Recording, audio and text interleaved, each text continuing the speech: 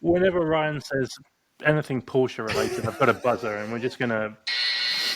What's the answer? GT4? Expect to hear a lot of that moving forward. This week, we sell other people's Audis on Bring a Trailer. Hit up Chris Harris himself for some car buying advice. Quote a Queen Latifah movie of all things. Pay strange men to drive us around while we sleep. And generally just have a good time talking cars. Hop in. The car only looks constipated. It's That Car Show. Hey, it's That Car Show. It's good to be back. We've been busy. How are you guys? Doing okay. How about you guys? Good. What a week. What a week. What a In a good morning. way. Dan, Yeah. you've been busy helping out a friend post a really great car to Bring a Trailer. It's a manual transmission V10 R8, well, like a rare bird. I think Yeah. we need to get commission first. So I think we need to sign a contract before we talk about this. Get some sort of commission rolling in. But Right. Jeff Jones, shout out to Jeff, a good friend of mine and a local car guy. 911 Maniac on Instagram. 911 Maniac on Instagram. It's funny, he's put his R8 up for Bring a Trailer, and I helped him a little bit the other week with the photographs. I love Jeff to bits, but he's the sort of person that doesn't keep cars that long. So I asked him when he was doing the photography, I said, how much are the car tabs for this car? And he's like, I've got no idea. I haven't had it a year yet. And Registration stickers for us the in the registration sticker, Sorry. exactly. You have to pay annually. So I thought with Bring a Trailer that they've got so successful that you had to wait months before these things go live. But apparently, if you've got the right car, then you can jump the line, and especially if you put no reserve. So Jeff Got it. has his car up on Bring a Trailer right now. It's live. It's exciting. He's got no reserve, so I think he's scared to bits. Yeah, So go bid so that Jeff can take a deep breath. And that's right.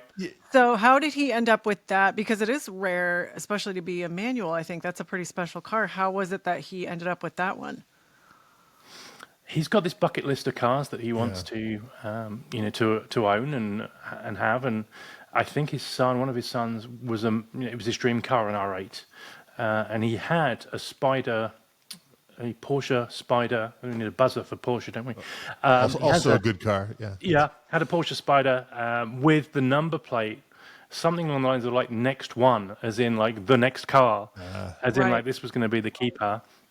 And got bored of it and wanted to scratch the itch of a V10 manual, which a very rare, car. Yeah. So he traded in, and I think he made money on the Spider, and yeah, he's got this car up for sale. Nice. It checks off a lot of boxes, like as you were alluding to Bring a Trailer, right? Because it's a V10. It's a Right. manual. It's also a gated manual, which, I mean, I think I can count on one hand how many gated manuals, in modern times, right, we've had. Well, let's actually think about that. So there's the R8, right, in both V8 and V10 forms. Yeah. The Gallardo, right? Yeah.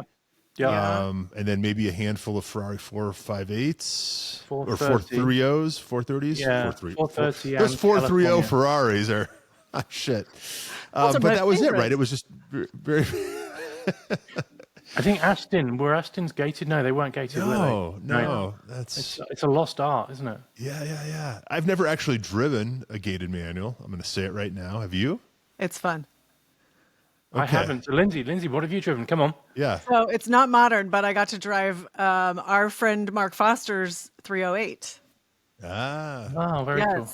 Yeah. 2 years ago for spring break, there happened to be a Cobra Club event that started spring break week off, and Mark was laughing because he had intended to go home and swap the Ferrari for either his Cobra or his GT350 and ran out of time. So he was like, I'm the guy that brought the Ferrari to the Cobra Shelby event.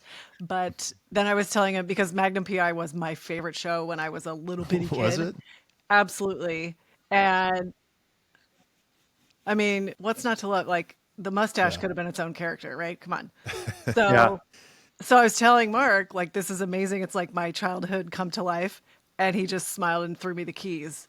So my daughter and I got to take it out for a little spin around the block. And that was the only gated one I've driven, gated car. Yeah. And I loved it. It was so much Yeah. fun. It was like pure, people have strong opinions about which Ferrari model and all that. But like for us to get to kick off her spring break in a red Ferrari like that, with, and the sun was shining, That's pretty and great. his doesn't have a top, so it was like, it's all downhill from here. Wow. Dan, isn't the original, like the legit Magnum PI car at the Peterson, and because Tom Selleck is a robust 6'4", they had to like drop the seat for him, if I think the story goes. Yeah, the car's there, along with many other movie cars. I any excuse to wear an Hawaiian shirt and drive a Ferrari, that's got to be heaven, isn't it? Right? Like, find a better scenario. I mean, and it's so much fun. Highly recommend it. And you got to love movie cars. And this R8, I think, is the perfect candidate for a no reserve car, right? Because it's going to sell. There are going to be people fighting over the thing. And it's got Bring a Trailer provenance, right? I think it's been sold on Bring a Trailer a couple times before, right? Oh, and really? It's been really interesting to see the rise and fall of the tides of value, right, with that car. But I think it's a great time to sell, right? I think everything seems to be up lately, and that's just a special car. And I think there are a lot of other people that want to check off that same sort of gated manual V10 box. I mean, I'd take that over a Gallardo personally, but It's going to be more reliable, don't you? yeah. The other thing in the comments, I'm looking at the comments here. I love the amount of kudos that the audience at Bring a Trailer are bringing to Avance. So Avance are friends of ours, friends of the show, and they're a car club in the US. Someone posted Avance because Jeff's an Avance member, and it's had 152 likes. Nice. So there's a seal of approval there as well, which is great. Avance is a great community, especially in the Pacific Northwest. It's just a great group, and they've been very supportive. The three of us over the years too, so appreciate that. Yeah, I know. Well, and I was just they really are an illustration. I was just thinking about this yesterday with Chrissy in particular, who is the director of the Seattle chapter, but she goes all over too. And we were talking about something not related to cars that we're trying to do together, and it hit me. I went, "This is the beauty of the car community, is that you meet through cars, but very quickly it becomes, quote, just a real friendship." And that's, Avance is particularly good at fostering those. They did a kickoff last weekend at the Long Beach Grand Prix. They did. I know you were at the Long Beach Grand Prix. Did you go to their kickoff? I did not. The way we had a family gathering that worked out, it ended up being at the exact same time, but we did get to go to the Grand Prix on Sunday. But no, I was sorry we went a couple years ago to the Avance reception, and it was so much fun. And I had my daughter with me that day, and everybody included her as if she was just another one of the adults, and she had long conversations with several people, which she still talks about. So it's a wonderful community. Awesome. And they throw a hell of a party, as we know, last year's Car Week. So thanks to Adam and Chrissy and that gang. Now, Dan, this R8 is not a Spider. This is not a convertible. This is a coupe? No, yes, it's hardtop. I got to see it at the shop. We did half the filming. I helped out and didn't actually produce any pictures, but just kind of was there to hang out. And that was at the shop, which is a car storage and club in Seattle. Right. So we got it up on a ramp and we got to see underneath it. And the pictures have come out really well. Jeff and a professional photographer worked together on the pictures. And this car, I think the pictures are doing the car justice, which is what you want when you put an advert in. You just have to do it right anymore. I mean, everything you see now is presented well for the most part. But reason I ask if it's a convertible is because it is convertible season, and I was driving around the other day, and I'm always trying to come up with ideas for Autoblog articles that I write, and realized there are 0 electric convertibles on the market in the U.S. And I thought for sure that can't be right. There must have been a 500e Fiat or a Mini or something. But there are 0 electric convertibles, EV convertibles, that you can buy in the States right now. I think the only 2 vehicles you can buy that may even be considered drop tops are the Hummer H2, right? And then Jeep's Wrangler. Is it the XE or whatever it is? Yeah. What is it? 4XE. 4XE, which I think those are great. I would absolutely buy one of those. I've got a neighbor that's got one. It's a very cool vehicle, but that's as close as you can get to a drop top EV, right? And neither obviously are, is a car, and much less a sporting car, although that Hummer has like 1,000 horsepower. So I guess that could be considered sporting. But why aren't there convertible EVs? Why do you think this is? So there are in Europe and Asia, right? So but very few, like limited runs. Like even there, it's not a majority, or they're not easily available. I don't know. Do you guys have thoughts? Well, I've seen the MG is one. The Cyberster. Yeah, it's like Terrible name. way to kick Elon in the Yeah, in yeah. the crotch, right? Yeah, And call yeah. it something cyber. Yeah. That went up Goodwood Hill when I was at Goodwood, and it looked cool. It's definitely a good-looking car. Obviously, it's not a British MG anymore; it's a No, Chinese. very much. And the import taxes to bring that into the US mean that it's just not realistic. Makes sense. But what else? Like, Well, there's I the think everyone's go on. 500e, sorry, but sold only in Europe, right? We get the coupe, but not the, and even that, right, is more of a rollback roof than a true convertible. And then Mini, I think sold one at least in the UK, an electric Mini Cooper, attractive thing, full convertible, but it was I think limited to 500 and only in the US. So. Or only in the UK rather. So I asked around, and the consensus seems to be that it's just a really, really niche vehicle. You'll read the article. It's probably out by the time we release this show. But I was shocked to learn that convertibles are, well, first off, electrics are currently only about 8% of the market, right, in the States, and convertibles are something like half of 1%. So when you combine those two attributes, you come up with a very niche product. And obviously the big players have focused on sedans and crossovers and more mainstream things. Or trucks even, which is you might expect right? that it would have gone convertibles and then trucks, but that's not how it's played out. But this is America.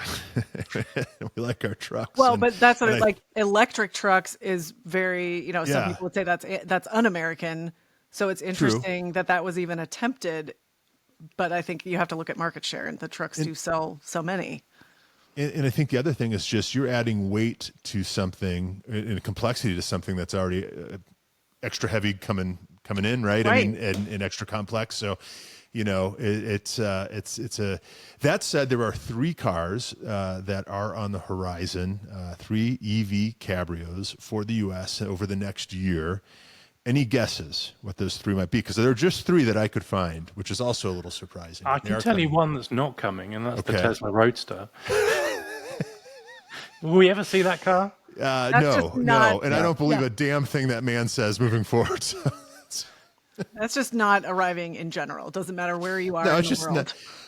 What about all the poor people that put down a deposit 5 years ago? Where did that money go? Yeah, although I don't think they were poor people that put the deposit down, right? You never know. It was also supposed to do 0 to 60 in less than a second, which, Yeah. Didn't Jay Leno ride with him in one, or was that something else? I don't. I mean, I'm sure there's one, right? Yeah, that's. Maybe. I saw a preview, like a concept car of a Polestar convertible.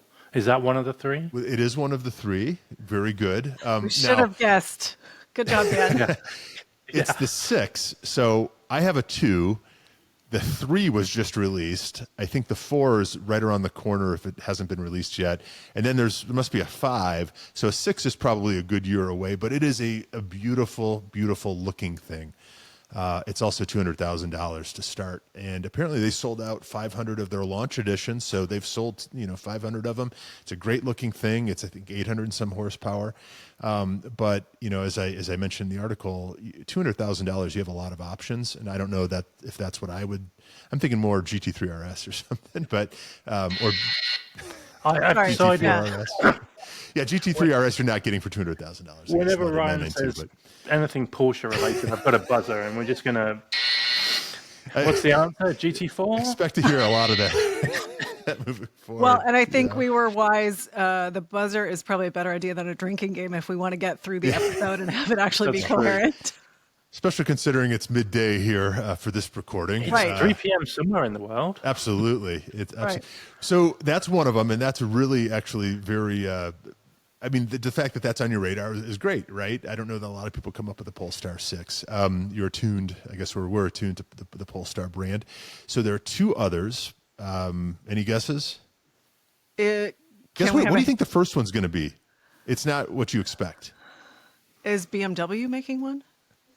Not that I could find. Not a fully electric. A lot of there's talk about hybrid convertibles and all that, but it's Maserati. Oh wow! And specifically, they have their Grand Cabrio or Grand Cabrio, or whatever you want to call it. And this is a car that I think is already on the market in internal combustion form. And they're doing one called the Foglore, I believe it's called. Foglore, which is in Italian, are you, Ryan? Foglore. Maybe that's what it is. Say it right. But it's just the same car with an electric powertrain. I think it's 1,000 horsepower or close to 1,000 horsepower. Maybe it was 900 horsepower. So it's going to compete with one of the Lucids then. Yeah. It's a lot of power. And they're even only promising, I think, 2.9 to 60. So I don't know what Elon Musk is talking about under a second with his, similarly powered Roadster. But I guess what bothers me most about this thing is this is a car that's been retrofitted to be an electric, right?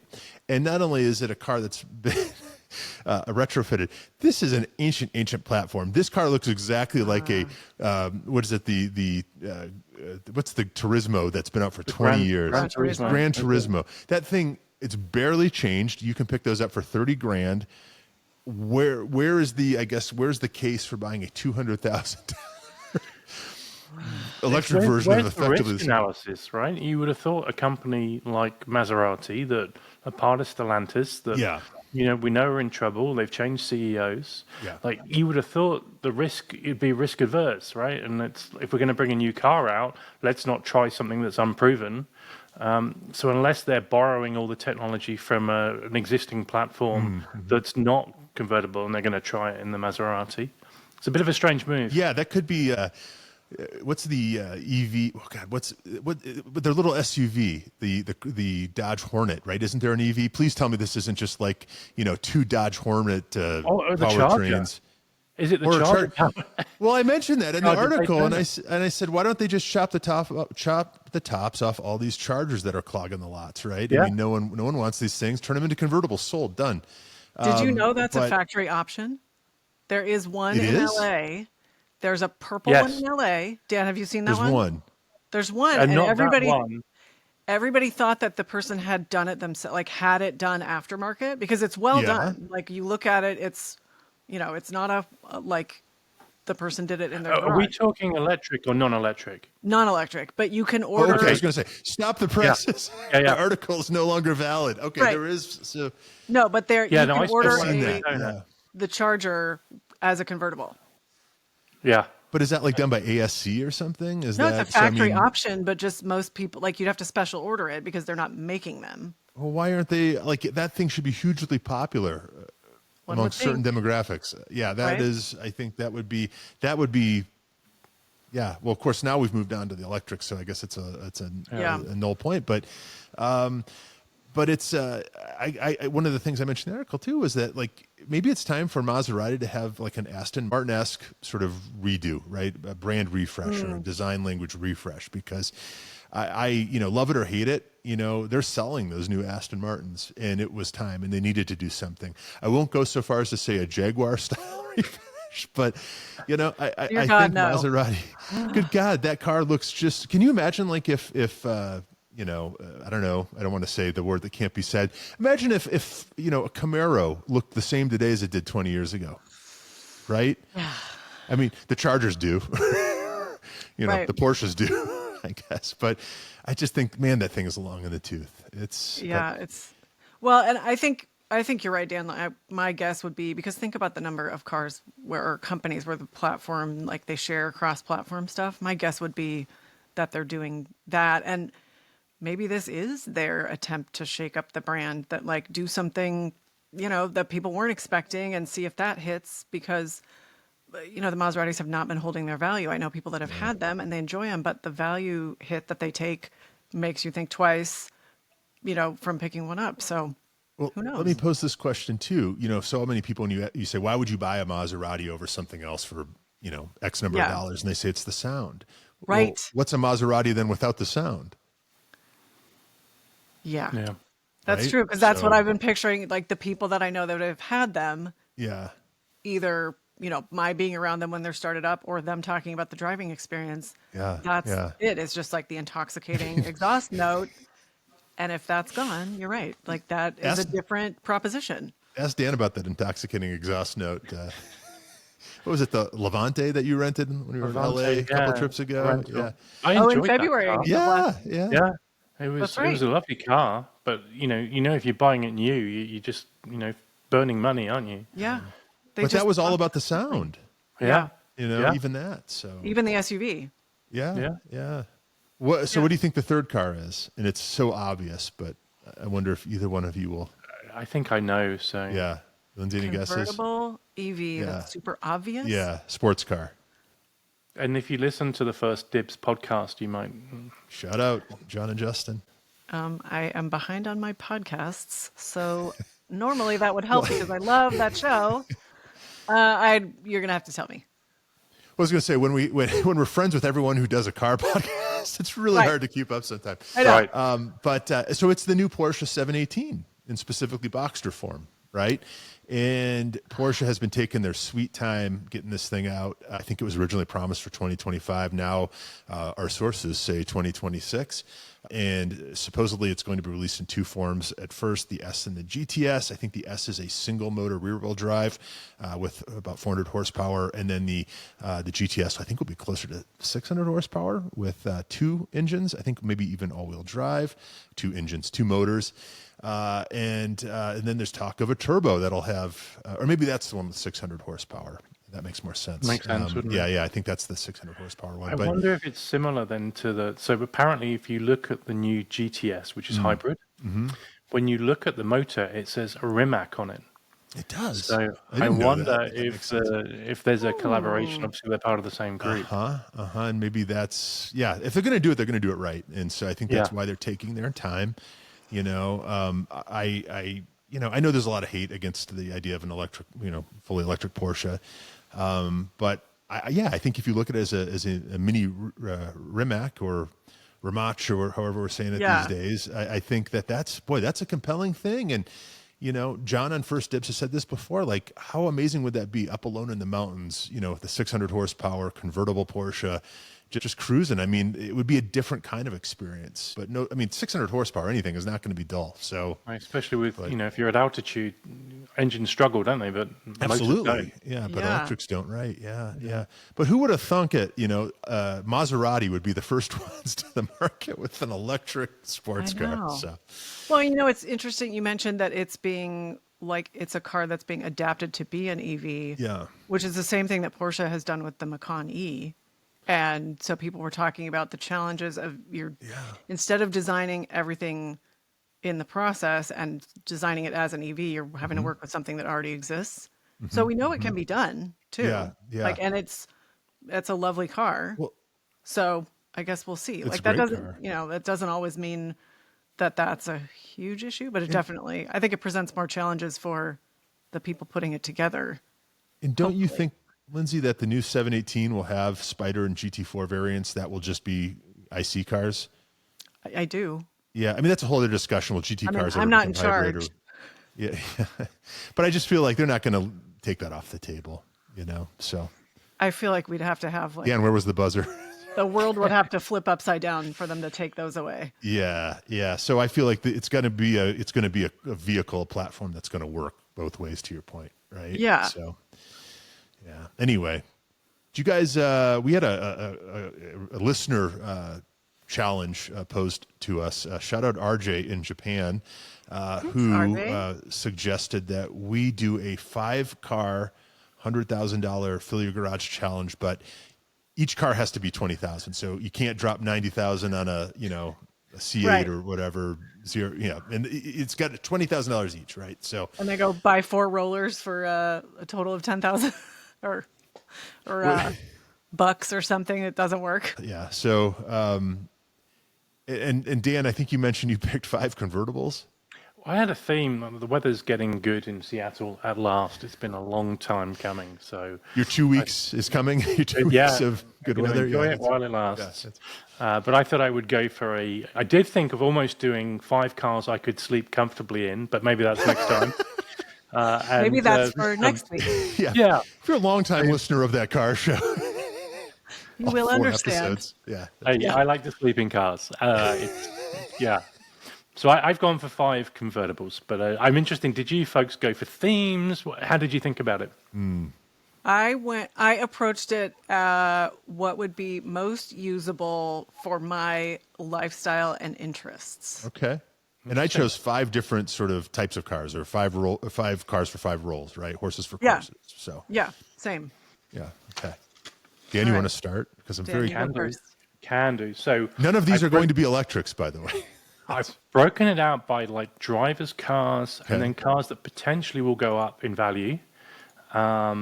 So the first car that potentially would go up in value, and actually this is really cheap, but the original Audi TT convertible. Oh, those are great. I just think, I know they made a lot of them, but yeah, I just think the design is So something good. special. I mean, shout out to Freeman Thomas. Yeah, there we go. Yeah. And you got to get the first one. Get the one with the baseball, Baseball seats. stitching Yeah. and all that. And Yeah. yeah. Those are tricky powertrains. I know the 6-cylinder variant is an interference engine, the 2.8, and then later 3.0. But then they also did a 4-cylinder turbo. That might actually be the one to get. Isn't there a 5-valve?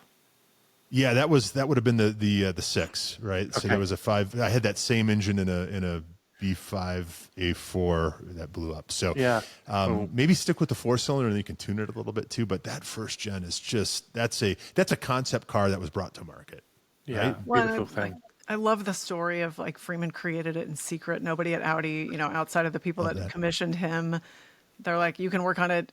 He ended up not moving his family back to Europe. He just had an apartment there and he'd work on it in the apartment to help keep it secret. So there's a lot of like fun background to that in addition to just being a cool car.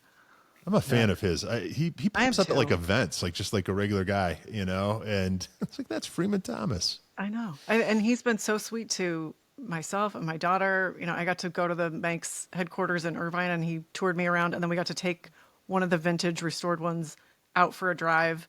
Amazing. That's one of those moments in the moment you realize, Yeah. like, soak all of this up. I'm in a Myers Manx with Freeman Thomas. Are you kidding? Like, There are whose good life people was out that? there yet, aren't there? He's just the most generous, nice, down to earth, just real. I love him. Yeah. Car guy. Yeah. Yeah. Very cool. So that's number one. Number two, I went for the BMW Z3M Roadster. Ooh, that's Can you get one for fun. 20? You can get under 20. No kidding. I That's think a they're lot of really, car. You can't get the coupe. You can only get the Okay. convertibles. The coupes fetch much more money. Yeah, probably the later cars too with the bigger engine, right? But they're both just awesome, iconic cars. That's Yeah, super fun. Beautiful. I think I had a 2.8. That was the first convertible I ever owned. And, to have the M version, I think would be cool. Yeah. Yeah. Kind of So, forgotten about. You just don't see them around as often. I think they either were run into the ground or the good ones are stashed away, right? Yeah. Yeah. Yeah. An Esterol blue would be the color for me. Which Yeah, is, that's so That so is- good. So good. That Yeah. was, if I, when you're looking for pre-owned classic cars, you can't always be picky about color, but that was my first choice when I was getting my M3. Like Yeah. And it stood the test of time. Oh Like, yeah. Yeah. That's like a 90s color and it's still amazing. Absolutely. Love those. Classic. The next one that I want to own is the Lexus LC430. Yeah. So this is their first attempt at a convertible, I think. It's a V8. If you're lucky, you can get the Pebble Beach edition, which was done in partnership with Pebble Beach. That's right. Ooh. Forgot about that. That's not car number 3. It looks like a turtle. And if I recall, it also had a very strange wheel fitment. So Right. it was very tough to find. I think, what's the Toyota Performance TRL or whatever? TRD? TRD, rather, came out with a wheel later for it. But I thought it was the most hideous thing on 4 wheels when it came out. But now in a day where cars like that don't exist with V8s, it's grown on me a lot. Never driven one. I think they very, very famously had Mark Levinson sound systems, or at least that was an option. So if you're into that, checks off a big box. Yeah. And the fact that they're less than $20,000, I mean, makes a hell of a lot of sense, I think. Good choice. It's Yeah. I kind of forgotten about. So I think what I got 2 left. 2 left. So the next one is back to BMW, and it's a manual 1 Series 135i. Yeah, like those. Oh, that's a fun choice. That's a Those were great under car. 20 or like 20 Yeah. and under? Yeah. Oh, that's yeah. I love everything about those. So they're funky. They're tiny. They're powerful. So what year can you get for around 20? So 2013. I've got one here that's 18, just under 18,000. 61,000 miles. I'd take that over a new base 3 Series convertible. all day long. That's a Yeah. lot of car for that. Yeah. Like that's a serious one to, seriously consider. Absolutely. Yeah, Harman Kardon surround sound, Yeah. heated seats. Nice. Yeah, it's just a fun thing. I like this theme, Dan. Yeah. It's better than cars you can sleep in, isn't it? Well, we have to And do then that one too, and then we can decide which was better. best camping cars. Yeah. And then finally, I found a Mercedes-Benz C-Class. Nice. I had the coupe of the C-Class at Goodwood last year. I just felt that the car chassis was really, really good. Like, I really enjoyed that car. It's probably the car last year that most surprised me. Huh. I mean, you expect a Mercedes to be nice, but the chassis was, really good. So, Chef's kiss, yeah. as they say. yeah, chef's kiss. What year or what would this be? This would be like 2017. for less than 20 grand? Yeah, like That's 50,000 insane. miles. Because I mean, that's I a haven't very looked at the car new- back, so it could be Has the that car been slept in? yeah. That's what I look. Oh, no, the crazy. Carfax says no accidents, 2 owners. I mean, Wow. this isn't one of those biohazard cars you see like Yeah, and then they come shopping with me. Copart. Hang on, but is there a beehive in the gas tank? That's Right. if We there know is, our Amanda friend Logan will fix that, find right? it. Yeah, Right. Our favorite amateur beekeeper. that's right. Keep him on speed dial. I love that's it. Those are good. good choices, Dan. Those are really fun. Yeah. But this has made me realize, I think another time we should do a theme of like, you were saying like cars you can sleep in. What is a quirk? Like, I know people that will change in their cars a lot or while they're driving. So it's like, which are the easiest cars to change in while you're driving? Like, we could come up with all kinds of themes for this. The answer is nothing for me. It's just impossible. But I think I'd need a Sprinter van or something like that. But you do see this, like people like surfers and things, right? Like, Yeah. And I don't know. It's I can imagine too, like a dry suit or whatever they surf in. Like that's I'd get stuck. You'd have to call 911 or usually- something. That's Unless you have a Sprinter van, you're standing behind your truck or your 4Runner and taking the dry suit off. True. Yeah. It's it's a whole thing. It is. Yeah. It's a lifestyle, as they say. It is a lifestyle. Yeah. And if folks want to reach out to us and give us suggestions, that might be a good idea. Yeah. Yeah, like themes, because it was definitely a fun thought experiment. And what do you do with the keys? That's the problem. Ford had an answer with that, with the keypad, right? Yeah. That there I are know, justifications for the surfers, right? It is. But then you'd see it like on a Crown Vic. That just didn't quite track. But Well, I liked when they started making it vertical. It was like in the edge of the door, too. That was so Yeah. funny. my daughter saw one of those recently, and she said, "Well, if there are only 5 buttons, why are there 10 numbers?"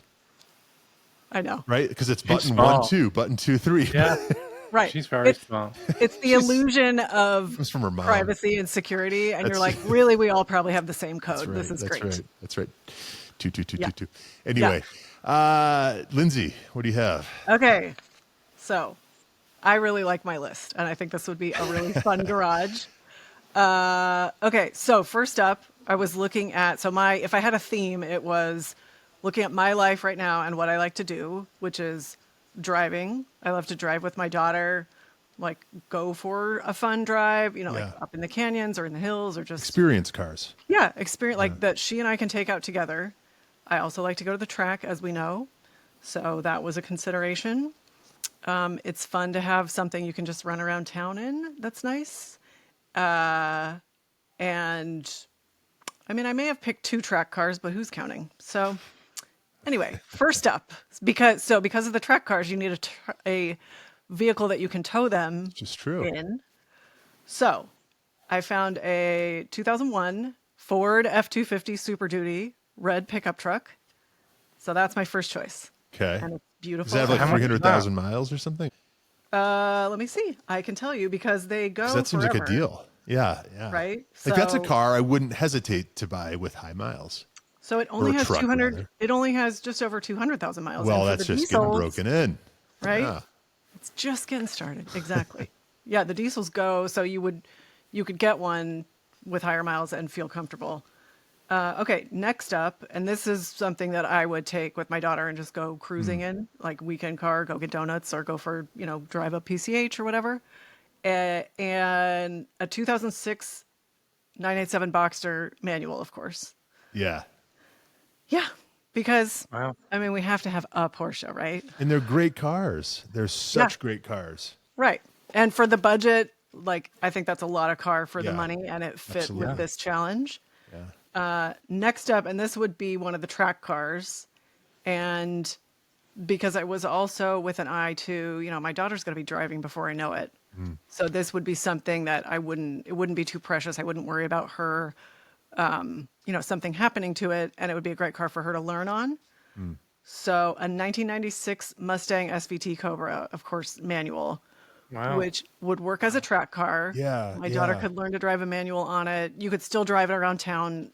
I mean, you'd obviously have to put a cage in it, so that might change driving it around town. It's a special car. It's an It is. SVT. It is.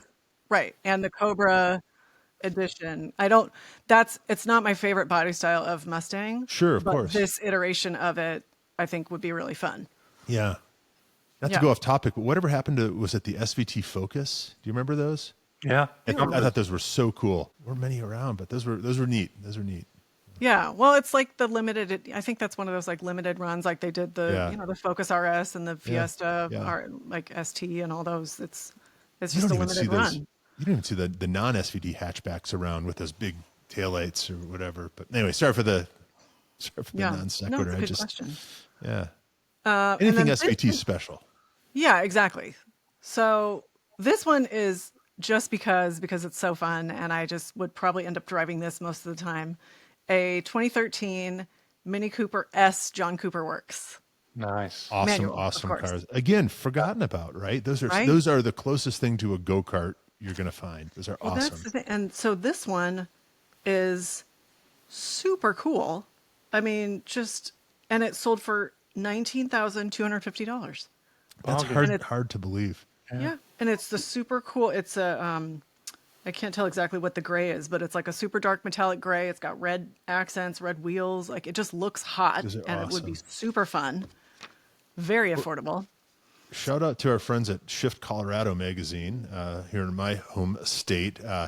They invited me, I don't know, it was probably close to a year ago now, but to drive one of every John Cooper Works generation. And these are owned by our buddy Ryan Evans from Brews Beers. They were a longtime sponsor of the steering committee. So, and of course, each one has like 5,000 miles or something. They're all very low miles. So we got to drive each one back to back to back.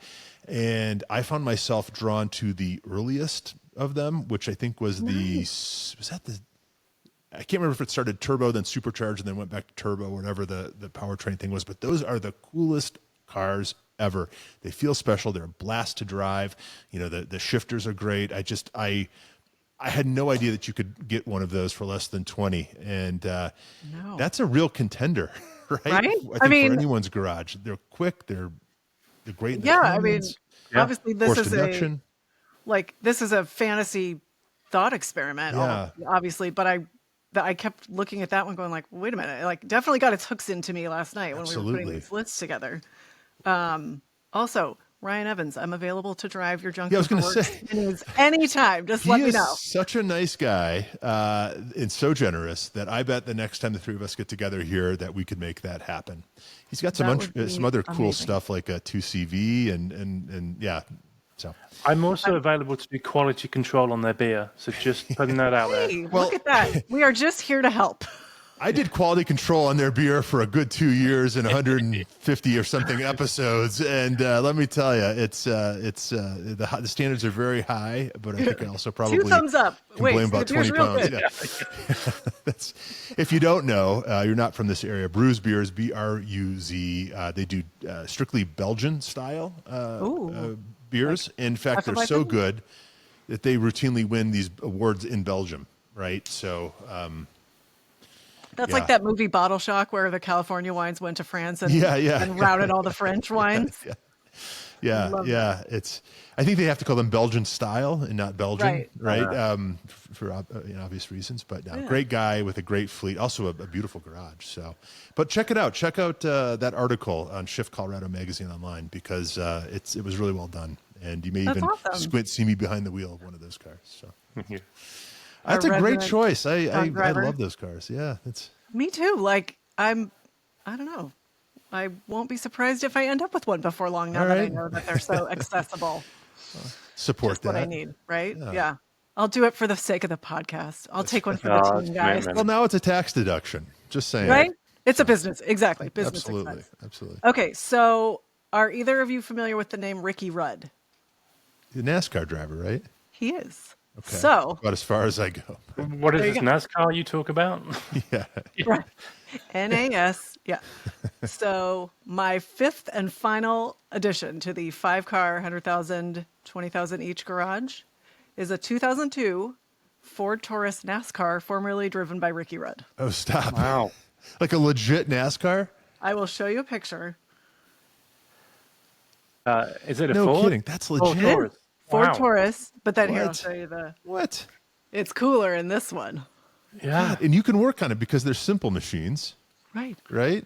So Lindsay's showing us a picture of a full Unbelievable. race car with black tires, yellow Goodyear type, and then just more sponsors than you can throw a stick at. Yeah. It's a real NASCAR, not like these recent NASCARs, right? This is carbureted, 15-inch steel wheels, right? 4-speed manual, right? This is the real deal.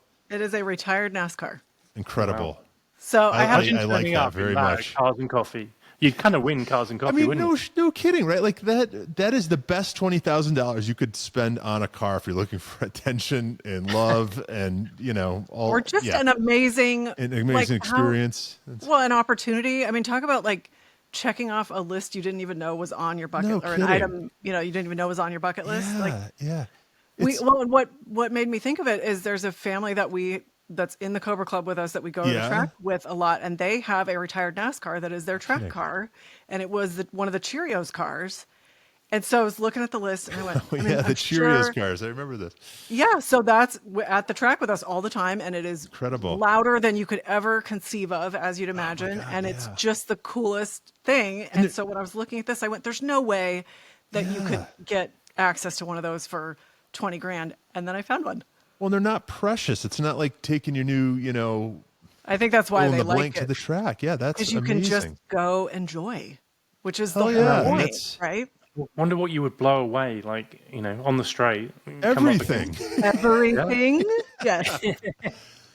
Oh, I support this idea very much, and I am, for the record, not a NASCAR guy. Although my first job out of college, one of our accounts was NASCAR, so we used to do the product catalogs and the fledgling online stores. It was that long ago for NASCAR, also NBA and NHL and some other stuff, and it was page after page of like die-cast model, and that it was a lot of crap, honestly. But I do have some awareness, and especially back in the day, I do know the name Ricky Rudd. I think he was a pretty big name. He was no Dale Earnhardt, but he was up there, right? And so it's got provenance, right? Right. Well, and it's 2002, so it was that era. Like if you were familiar with the drivers of that era, he was in the mix. Well, that's a hard one to follow up. Yeah, follow Lindsay that, Josh. Rocky. Yeah. Sorry, kids. All right, we can. That's you guys put some thought into this. look I at the appreciate time. it. I appreciate it. I think you put more thought into it than I did, more effort. But I think I've got 5 good ones as well. right. Again, these are 5 different cars, different roles, horses for courses, whatever you want to call them. My list, I think, is a bit of nostalgia, lost ambition, and broken dreams. I mean, these from cars that maybe I wanted when they were new and couldn't afford, couldn't swing, whatever, and some others. So I've always had a thing for G-Wagons, right? The Galanda wagons. And you can get, and I'm not even talking about like the Wolf cars, the military, ex-military stuff. Also cool, not really my thing. I would go and get the best 2002 or 2003, so like that first year or two when they were in the States, G500. So fulfill all your Kardashian fantasies, They're growing on trees for 20 grand. And That's unbelievable. I mean, I don't know what it costs to keep those things running. I know. A couple friends have had those. They seem to have had great experiences. And I mean, to the untrained eye, they look just like a brand new one, right? Yeah. They have the actual flat windscreen, which the newest ones don't, right? A hell of a lot of car for 20 grand. And maybe you don't want the 02, maybe you don't want the first year, but it's not like that was the first year. They've been around since the 70s, right? And in the Army, right? And in the Army, yeah. Yeah. And I'd you get a have to silver think. one, keep it simple. I think the infotainment probably would want to be upgraded, but other than that, hell of a lot of vehicle, true off-roader. And at that price, you could off-road the thing and not feel That's terrible, true. right? Multi-purpose. I think you're making Ryan. I think unfortunately we're all going to end up with $20,000 G wagons and John Which is- Cooper Works minis. And maybe it's better to buy a $30,000 G-Wagon. Like I'm guessing there's an exponential return, right? Because I think know, these that was- $20,000 ones have been on used car lots and stuff. But Immediately, I was wondering, like, so you buy the $20,000 G wagon, and then you have to set the remaining $80,000 aside for maintenance. yeah, I would want to do a yeah, little yeah, research first. yeah. Well, at least Lindsay could come along with a red pickup truck and tow you. That's Right. That's right. It'll just fit in the back of the 250, fit in the bed. Yeah. Right, and that thing's going to cost nothing to keep running. By No. the way, it's the okay. So this is a nostalgia car for me. It was my first car. You can only lose your car virginity once, and for me, it was an E21 BMW 320i, 1981. You can get the best one in the world for $20,000. Wow. So kind of on the opposite end of the spectrum. In fact, there are beautiful ones that have sold on Bring a Trailer for 10. They had a moment a couple years ago when there were a couple that sold for like $32,000, but I think that was just you were riding the sort of again the nostalgia wave, right? They've come down. People realize they're good cars, they're not great cars. They're very easy to spin. They're on 13-inch wheel and tire, setup. 110 horsepower. The early cars were carbureted. The later cars were fuel injected. I had a fuel injected car, but the carbureted cars were a little more robust. They were also 4 speeds, which was interesting. The later cars were 5 speeds, but cute little things. You're not going to win any races, but they have a hell of a lot of personality. They have like that supercar positioned stereo that's up vertical, so I could never replace it with a CD player because it just wouldn't operate in that position. Skip and skip and skip. Right, Yeah. right. So quirky You like car. turkey music, this is the way to go. This is the prone to rust, especially if you live in Wisconsin, like What's I not did. to But love? what's not to love? And you know what? The ones that are left are the good ones, right? You're not going to find they're like the O2s before them, right? You're just not going to find, the basket case ones anymore. Those are long gone. So I love that term. Like, it's just so, it's so nutty, it's endearing. yeah. I mean, Yeah. and if there was even a convertible version, if we want to continue that conversation, Bauer very I famously was going to did say one. it was Bauer that did Yep. them, right? And it had kind of a framework of the roof, but it was, I don't know, what's the term for that? It's like, It was almost in between a convertible and yeah, a cargo, right? yeah, A yeah. hybrid of sorts. Yeah. We should coin a term for that if there isn't one. There must be one. But it's almost like a ski boat or something, right? Where you have kind of that framework, around, where you sit. So, Oh, yeah. what's next? You got to have a convertible. You got to have one convertible, right?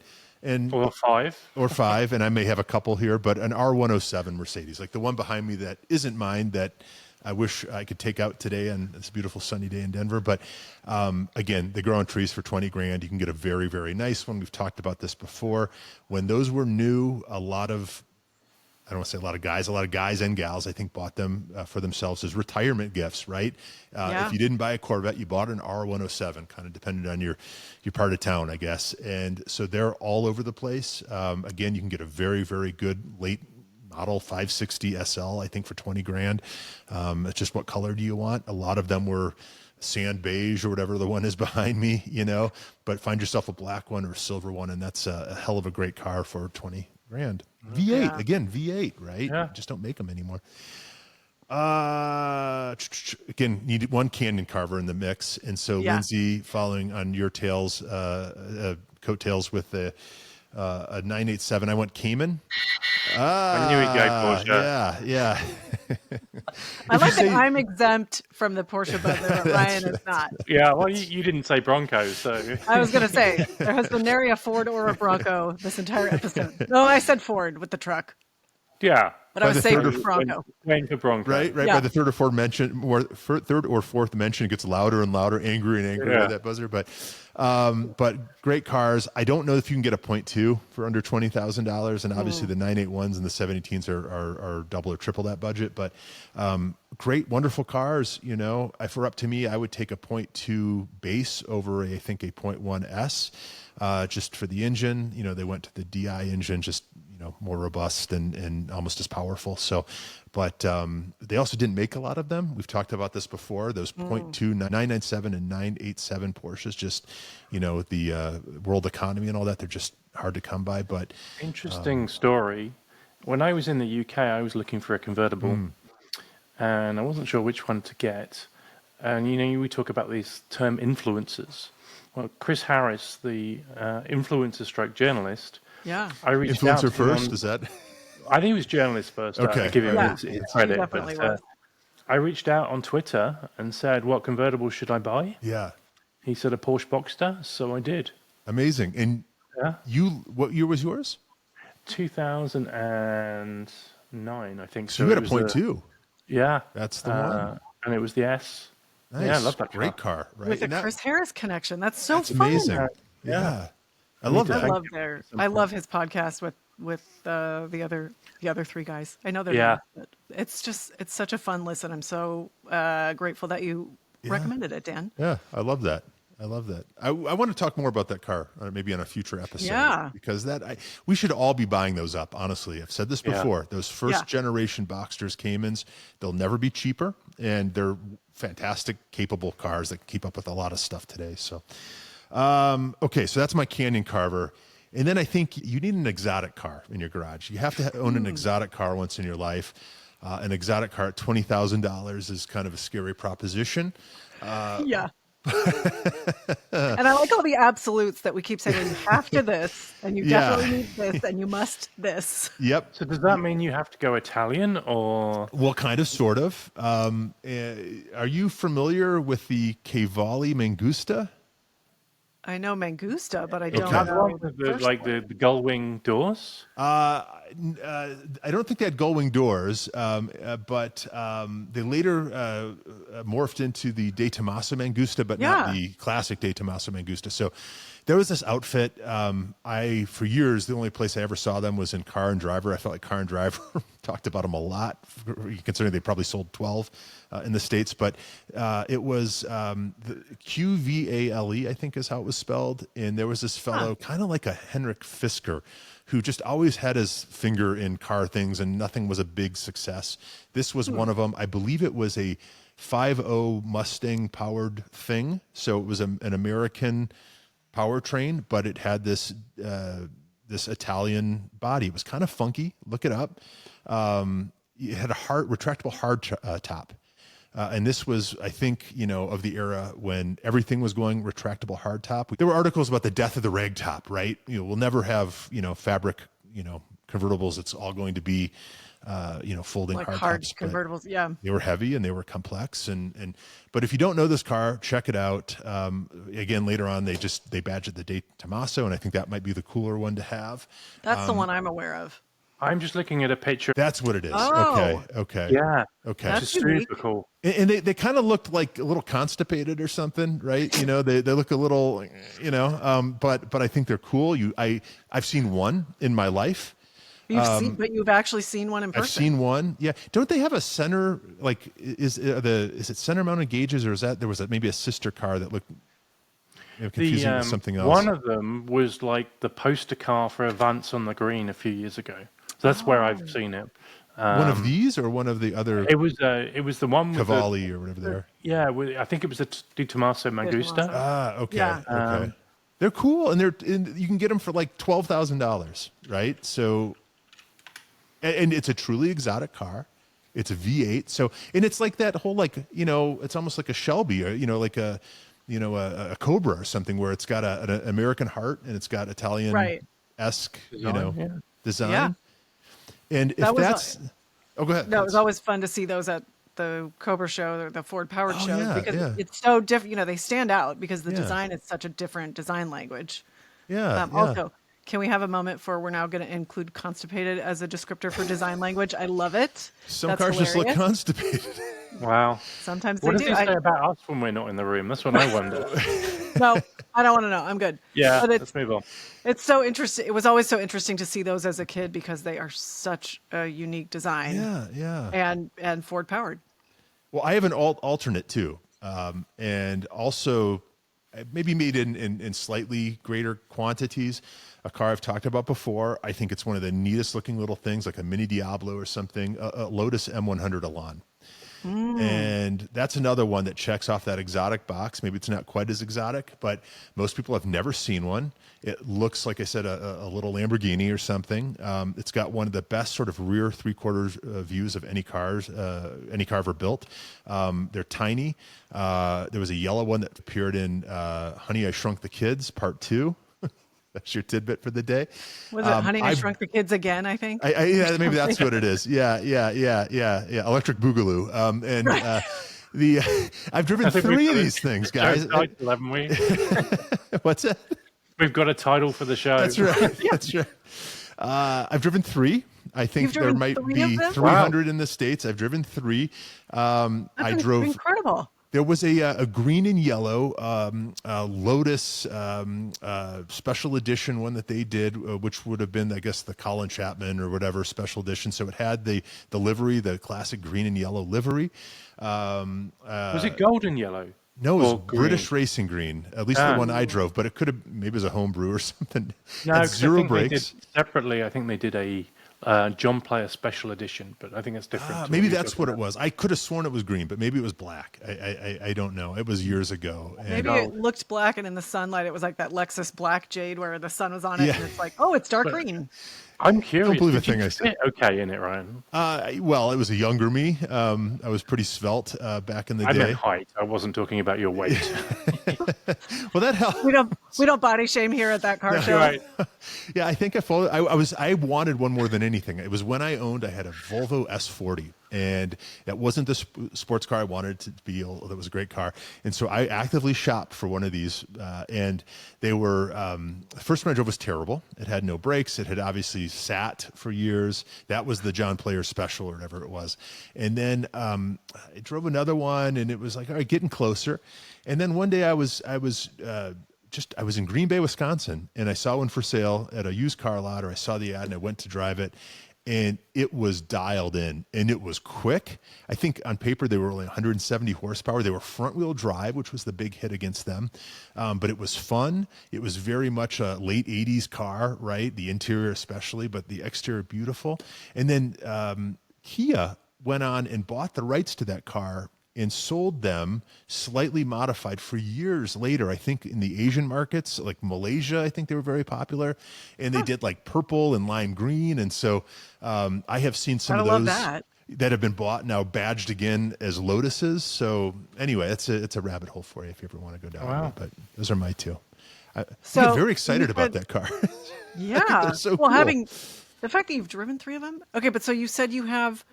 Why is that an alternate? Because you have 5 slots. Well, so I think wasn't my Cavalli Mangusta number 5? Was it? I think it's just a prime example of Ryan not sticking to the rules. Well, I was going to say, like, this is a 5. Job. This is a 5-car list of after my own heart, because my traditional is whatever the number and then however many bonus cars I need. Yeah, there we go. There you go. Right.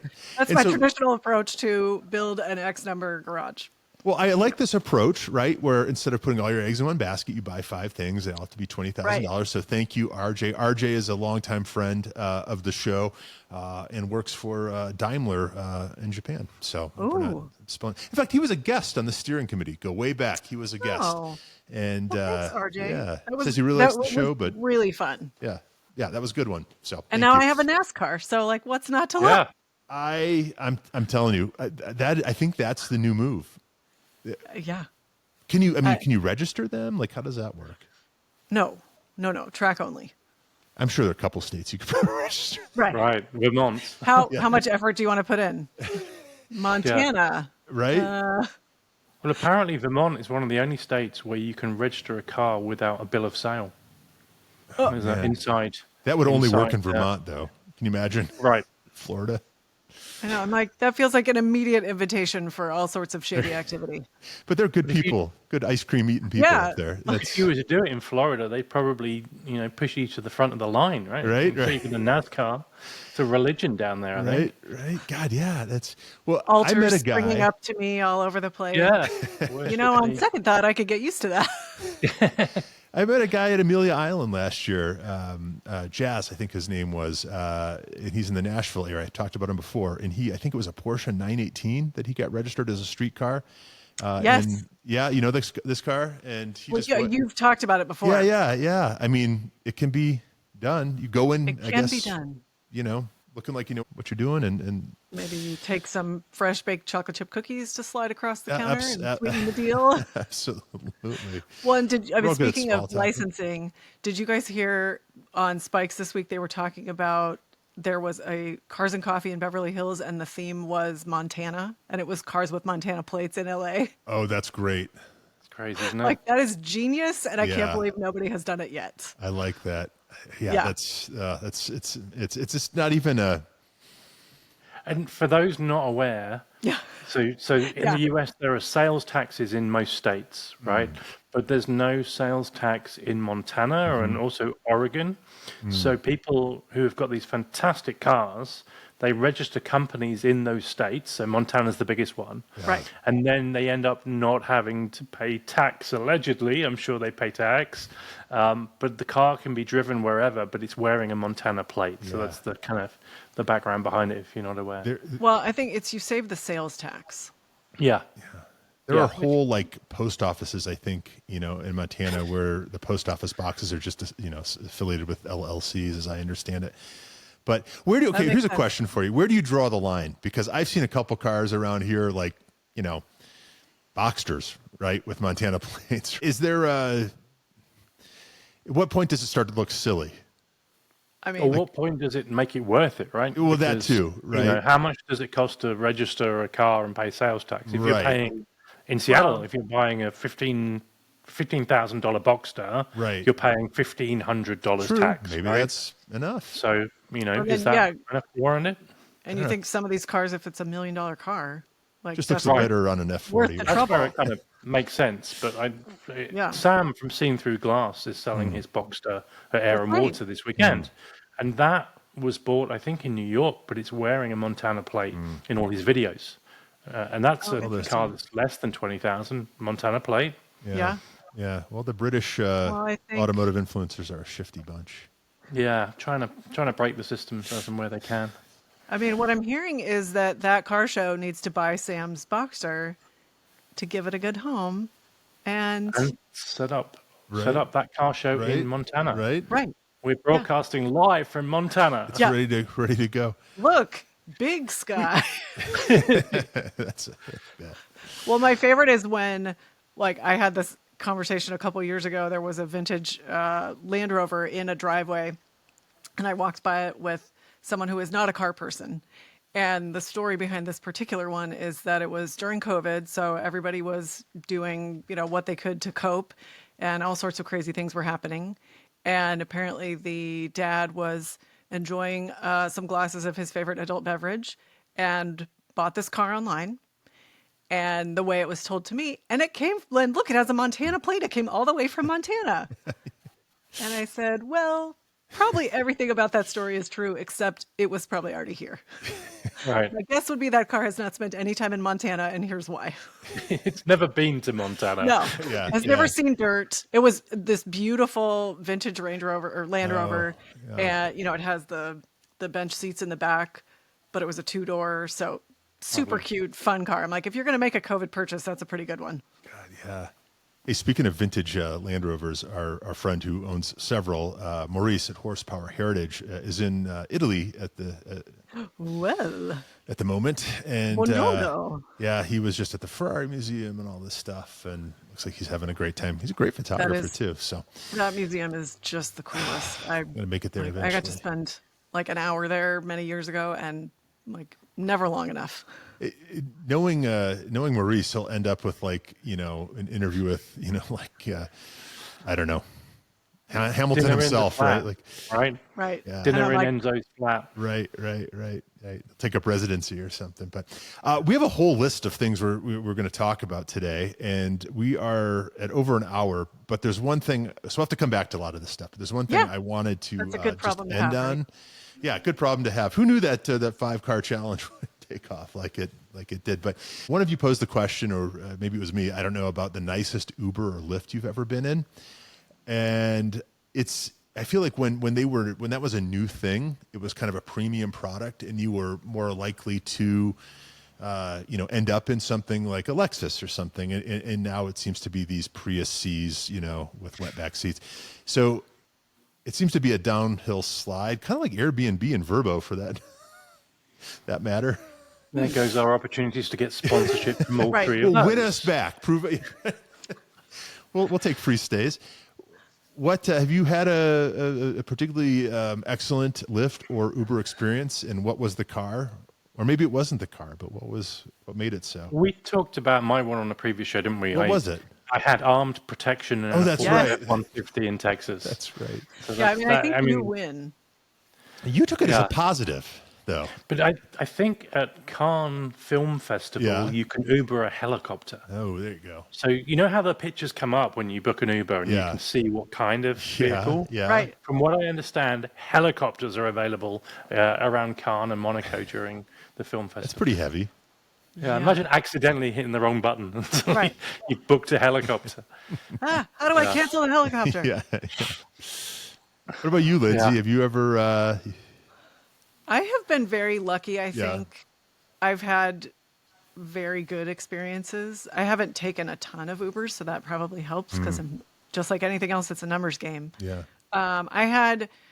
There was a car service that I used for a long, long time because the cars were lovely and the drivers were friendly and competent. And like at the time I started using them, it was cheaper than a yellow cab, which was crazy.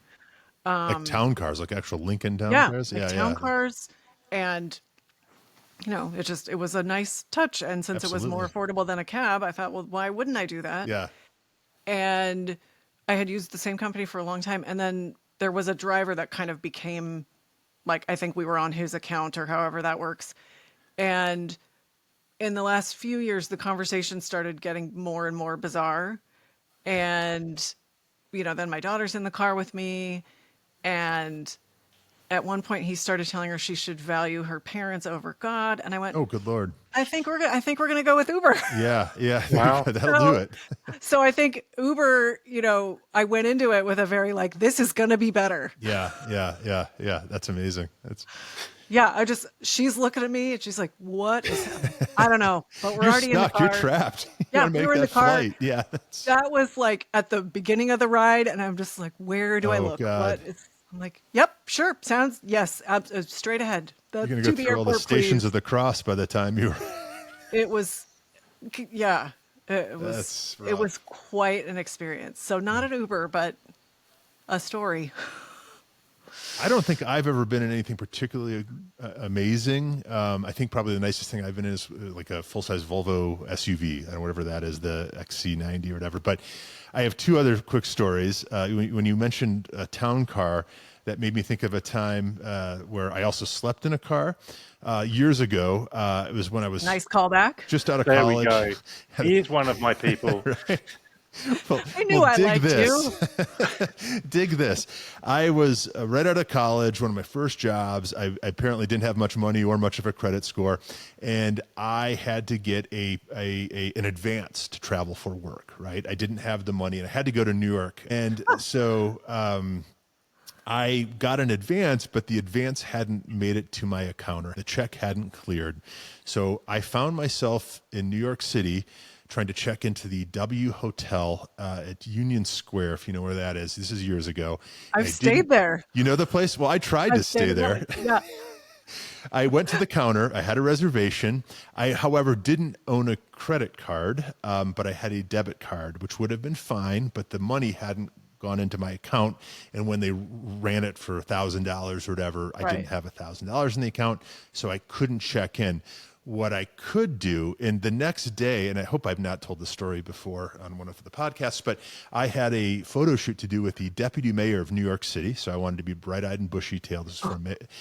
This was a magazine that I was working on, but this is about the same era. Sleeping in the car the night before was not your standard prep for meeting with a major political figure. Dignitary. Well, you think I could have rented a Lincoln Town car, right? And then just found a place to.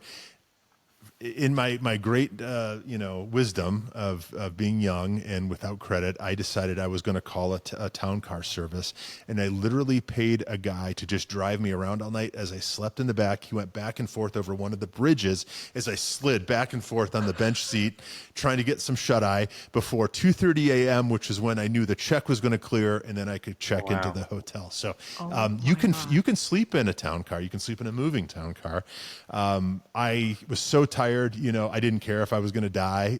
I think toward the end, he was having a little fun with me as I was, but you had your very own like BMW film when Clive Owen has Madonna in the back. As a transporter. Flinging around. Yeah. Right. Somehow I survived. But one other quick thing, I don't think I ever got to ride in it, but in Chicago back in the day when the Impala SS was a thing, in a city full of yellow cabs that were, Crown Vics and Caprices. This is, again, dating myself. There was one Impala SS that was painted yellow and had the thing on top and everything else. It was sort of like this legendary thing. It sort of became the challenge to try to be able to hail down the Impala SS, And I think maybe eventually I got a short ride or something just to say I did. Obviously, it wasn't that memorable. What was the Impala SS? 220 horsepower or something? But that's like, it was so cool that someone did that. That's like that movie. I think it was called Taxi Driver with Queen Latifah. And she was a cab driver, and that may have been like an undercover, or it just worked out that she got wrapped up in this thing. Yeah.